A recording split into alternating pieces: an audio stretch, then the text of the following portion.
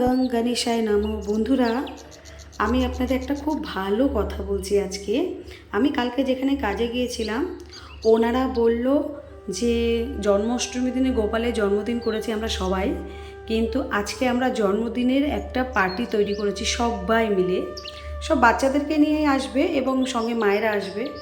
এত সুন্দরভাবে সাজিয়েছে। আমি যেহেতু কালকে গিয়েছিলাম, অতটা ভালো করে সাজানো কমপ্লিট হয়নি, তো রাত্রে বসে ওনারা সাজাবে। প্রচুর লোকজনকে নিমন্ত্রণ করেছে, ছোটো ছোটো বাচ্চারা, মেয়ে বা ছেলে, সঙ্গে তাদের মায়েরাও আসবে। আর সবাই লাড্ডু গোপাল, গোপাল কৃষ্ণ, রাধা এরকমই সেজে আসবে। অত সুন্দর করে গোপালকে সাজিয়েছে এনারা।